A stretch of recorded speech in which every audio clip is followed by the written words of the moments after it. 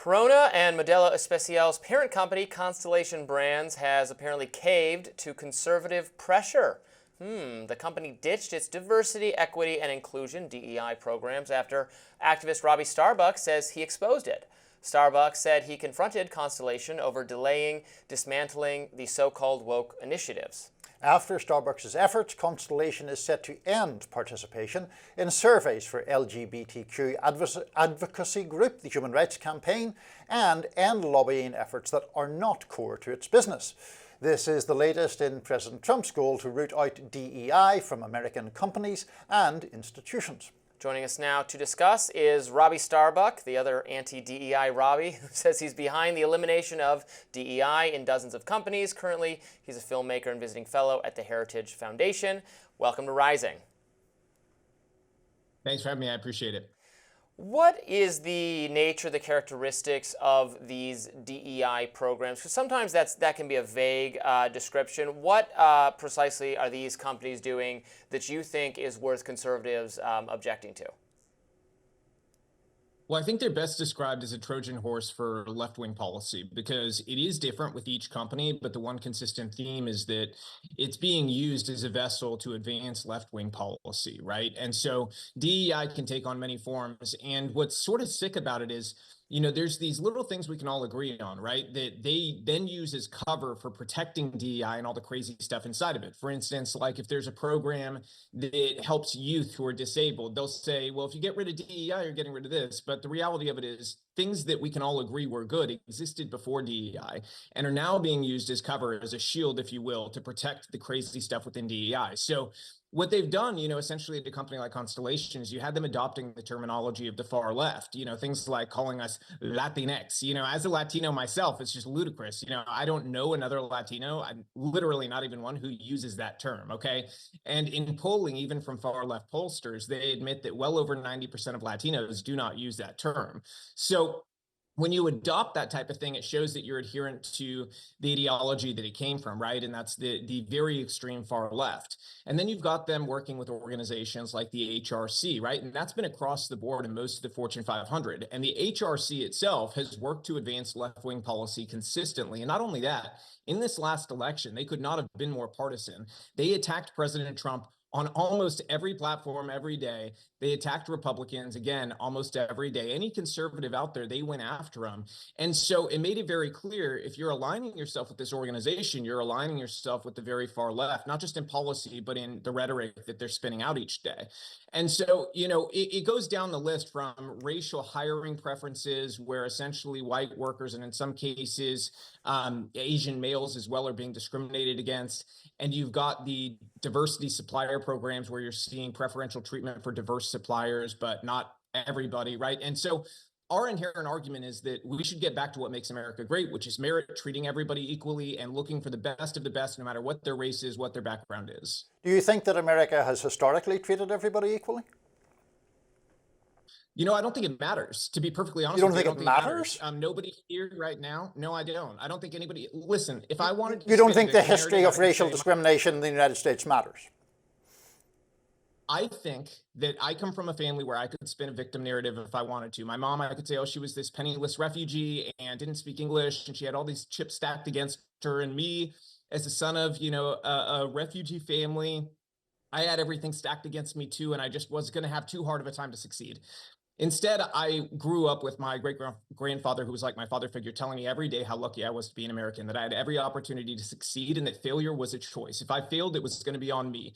Didn't matter that I came from a family that wasn't connected. Didn't matter that I came from a family without money. I lived in America, so I had every opportunity in front of me, and I embraced that. And the more people start to embrace that, the better. We are not the sins of our fathers. We also are not here to carry on whatever terrible thing our ancestors went through. My family went through some terrible things in communism in Cuba. It's not my job to carry that wound, that trauma that they have, and then blame other people who exist here right now for it. It was not a, but Robby, hold on. It's not a question of blaming other people.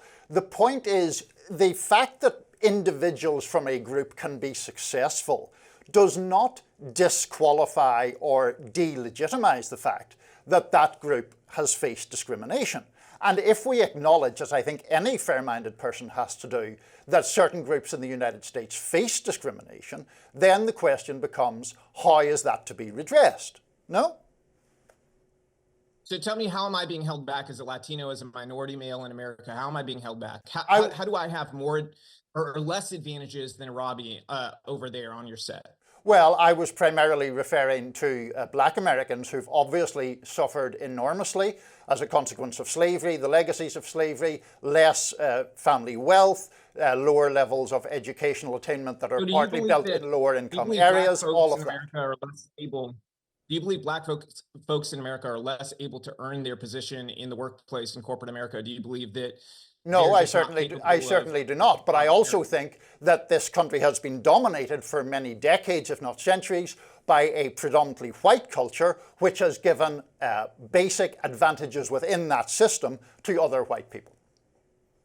So is your argument it's time to punish the whites? Like that's an inherently racist argument. I don't think revenge works. That's just racism. Well, can we say that? You know? So if we really want to end it, we've got to, embrace each other and say, hey, the best of the best is going to be rewarded no matter what. We're actually going to do this the right way and treat each other equally.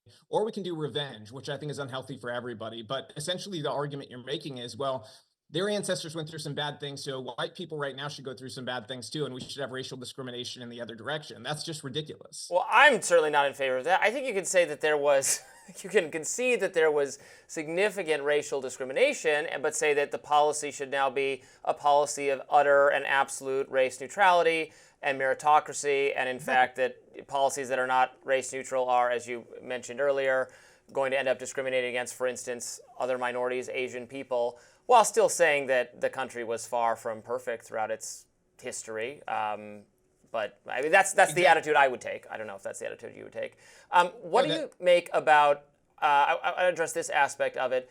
Should conservatives really be boycotting companies or that kind of thing? Right? Didn't they used to get upset when the left would do that to companies or punish them for their donations, or for the CEO of Firefox or something who gave to an anti-gay marriage cause and then got wildly canceled by the media. How can you reckon that with what the activism that some people on the right do now?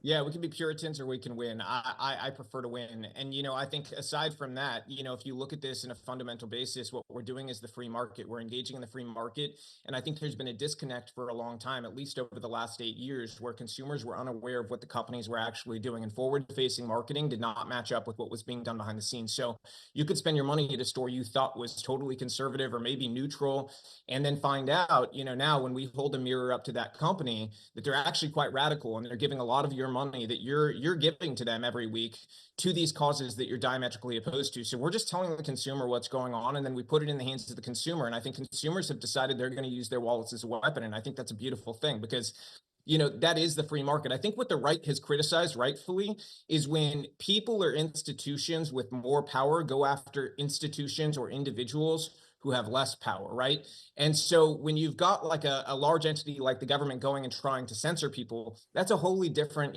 sort of argument than somebody like me going after multi-billion-dollar, multinational corporations. I certainly don't have as much power as they do, but collectively, the movement that we've built around this is turned into something pretty powerful, and I think companies are listening because of that.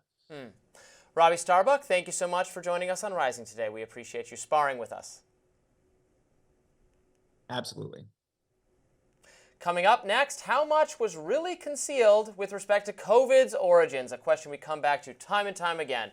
We have Emily Kopp from the Daily Caller News Foundation to discuss. Stay with us.